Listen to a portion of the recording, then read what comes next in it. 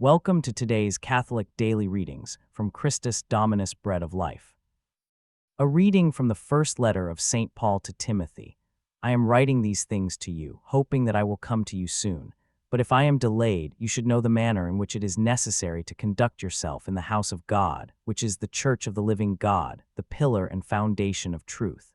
And it is clearly great, this mystery of piety which was manifested in the flesh, justified in the Spirit, seen by the angels, preached among the Gentiles, believed in the world, and taken up in glory.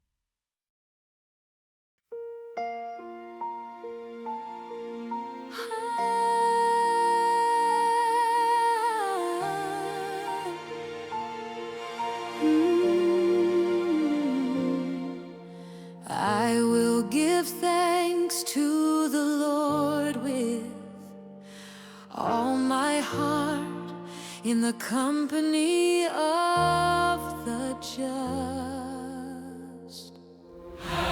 Great are the works of the Lord, majestic and glorious are his ways. How great are the works of the Lord, forever his covenant remains.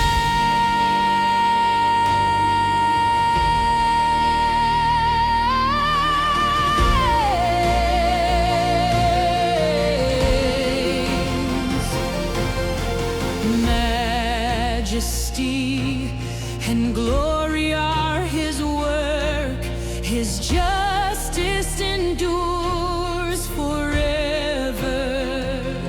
He has won renown for his wonders. Gracious and merciful is the Lord.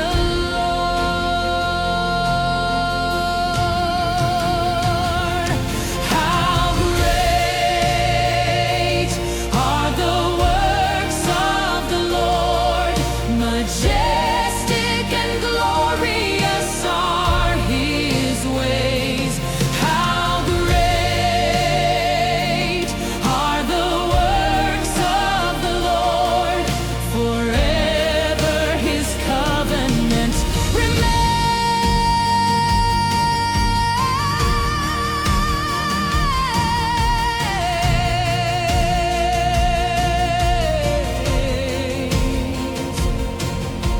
He has given food to those who fear him, forever mindful of his promise.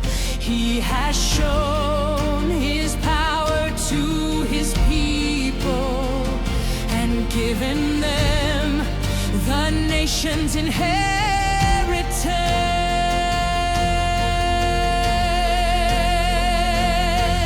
The Lord is faithful through all generations. His works shine in glory and might. The covenant stands unshaken forever. His truth is our guiding light. How great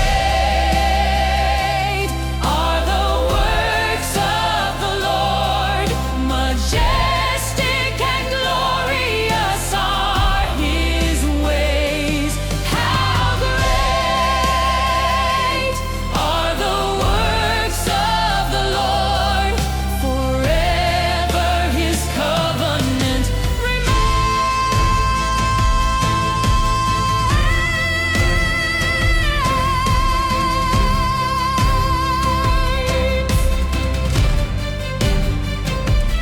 How great are the works of the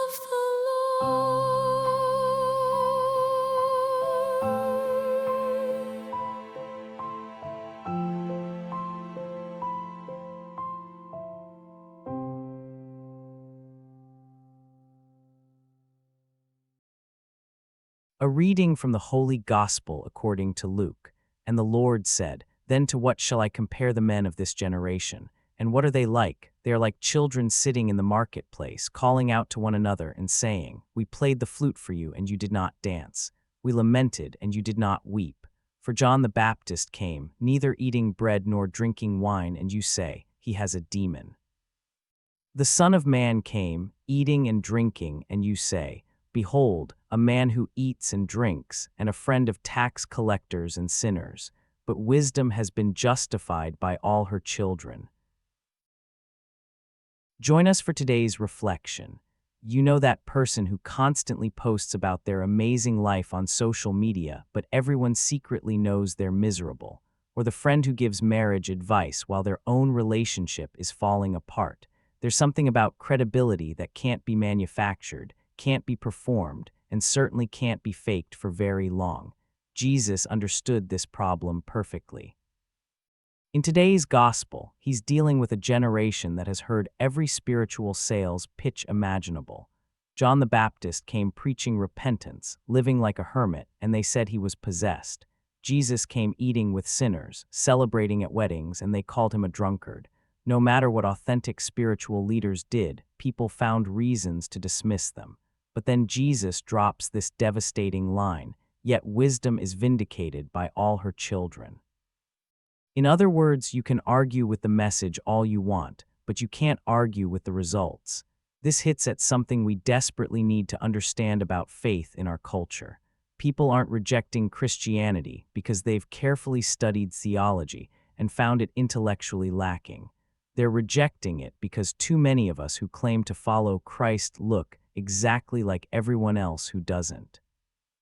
Paul's letter to Timothy addresses this head-on. He's describing the qualifications for church leadership, but notice what he emphasizes: not theological degrees or impressive spiritual gifts, character, integrity, people who manage their own households well before trying to manage God's house, leaders whose private lives actually match their public proclamations. As Paul puts it, the mystery of our religion is great. He was manifested in the flesh, vindicated in spirit, seen by angels, proclaimed to the nations, believed in throughout the world, taken up in glory. This isn't just a creedal statement.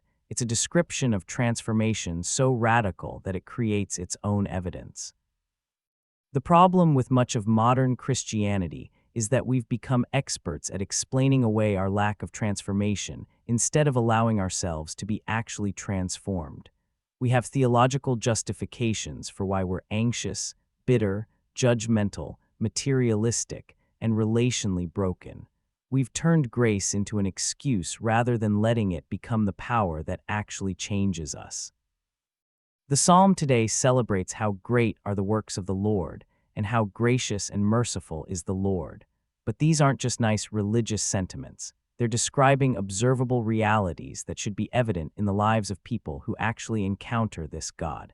Jesus faced a generation that had become cynical about spiritual claims because they'd seen too many people who talked a good game but lived unchanged lives. Sound familiar? But here's what's encouraging. Jesus also said that wisdom is vindicated by her children. Authentic faith still produces authentic transformation. When people encounter genuine followers of Christ, they recognize something different. Not perfect, but different. Not without struggles, but with a peace that doesn't make sense given their circumstances.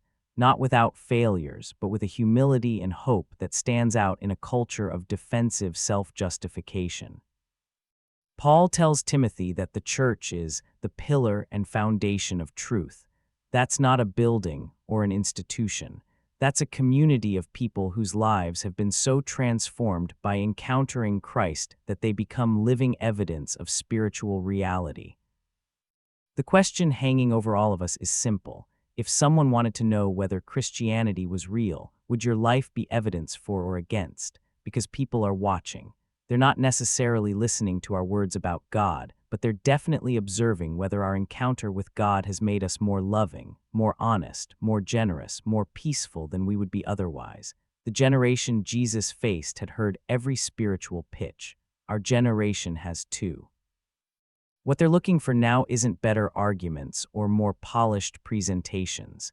They're looking for people whose lives have been genuinely transformed by what they claim to believe. That's how wisdom gets vindicated, not through winning debates, but through producing children whose lives are so different that they create their own apologetic.